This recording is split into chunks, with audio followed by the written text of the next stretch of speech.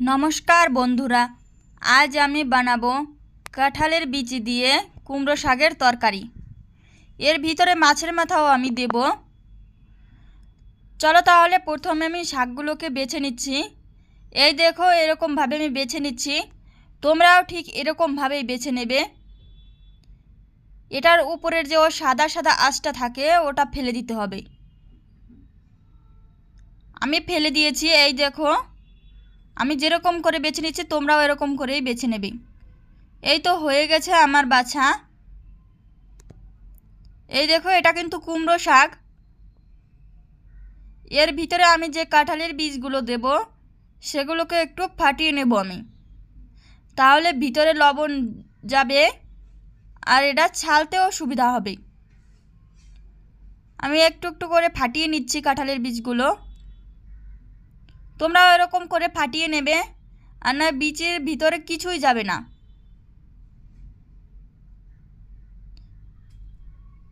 এই তো হয়ে গেছে আমার ফাটানো। এই দেখো কত সুন্দর করে এগুলোর ছাল উঠে আসছে। ফাটিয়ে না নিলে কিন্তু এগুলোর ছাল উঠবে না, তোমাদের টাইম লাগবে, অনেকটা উঠবে কিন্তু অনেকটা টাইম লাগবে। আর এরকম করে একটু ফাটিয়ে নিলে তাড়াতাড়ি হয়ে যাবে।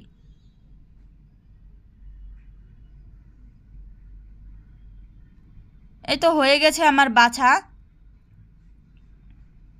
এই দেখো এবার আমি কুমড়ো শাকের ভিতর এটা দিয়ে সুন্দর করে ধুয়ে নেব। এই তো বন্ধুরা আমি চুলোতে একটা কড়াই বসিয়ে তার ভিতরে দিয়ে দিলাম সাদা তেল। সাদা তেলটা একটু গরম হয়ে আসলে দিয়ে দেবো কিছুটা জিরে। আমি এখান থেকে কিছুটা জিরে উঠিয়ে নেব আর কিছুটা রেখে দেব। এই তো আমি কিছুটা জিরে উঠিয়ে নিয়েছি।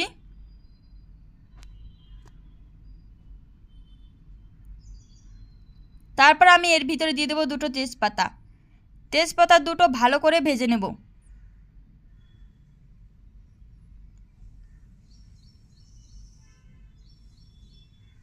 তেজপাতা দুটো ভাজা হয়ে আসলেই আমি এর ভিতরে দিয়ে দেব থেতো করা কিছু রসুন। আমি এখানে অল্প রসুন নিয়েছি। এবার আমি রসুনটাকে ভালো করে ভেজে নেব। রসুনটা ভাজা ভাজা হয়ে আসলে আমি এর ভিতরে দিয়ে দেব কুমড়ো শাক আর কাঁঠালের বীজ। বীজগুলো আমি ভালো করে ধুয়ে নিয়েছি। এবার আমি এর ভিতরে দিয়ে দেব স্বাদ মতো লবণ, দিয়ে দেব পরিমাণ মতন হলুদ।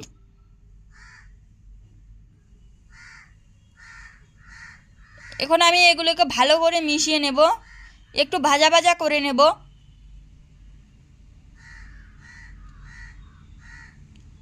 এই তো আমি একটু ভাজা ভাজা করে নিচ্ছি। ভাজা ভাজা হয়ে আসলেই আমি দিয়ে দেবো এর ভিতরে পরিমাণ মতন জল।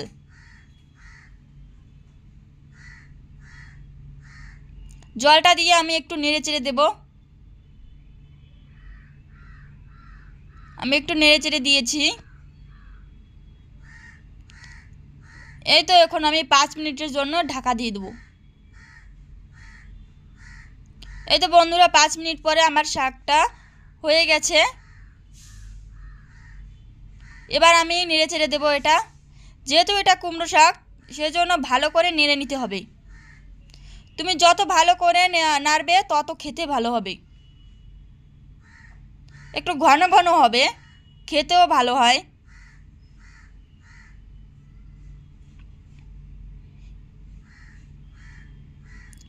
এই তো আমি একটু নেড়ে চেড়ে দিয়েছি। এবার আমি এর ভিতরে দিয়ে দেব ভেজে রাখা রুই মাছের মাথা। তোমরা চাইলে যে কোনো মাছের মাথা দিতে পারো।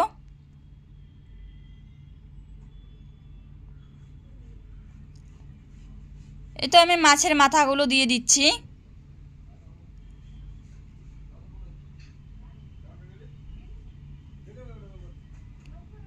এবার আমি ভালো করে একটু নেড়ে চেড়ে দেব মাছের মাথাটা জাল হওয়ার জন্য।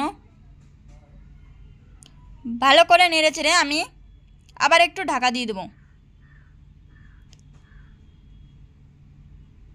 অবশ্যই তোমরা একবার বাড়িতে বানিয়ে দেখবে আর কমেন্ট করে আমাকে জানাবে।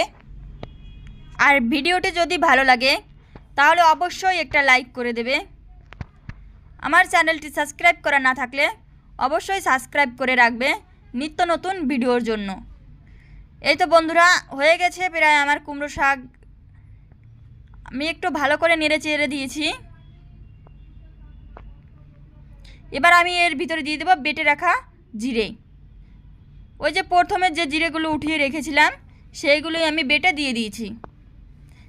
বেটে মানে একটু থেতো করে দিয়েছি।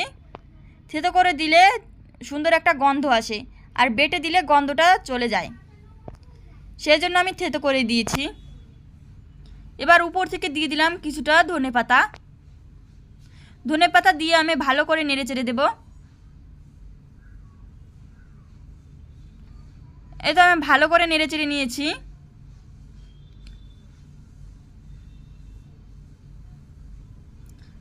আমার একটু হলুদ কম হয়েছে মনে হচ্ছে, তোমরা তোমাদের পরিমাণ মতন দিয়ে দেবে। আমি এবার নামিয়ে নিচ্ছি এগুলো।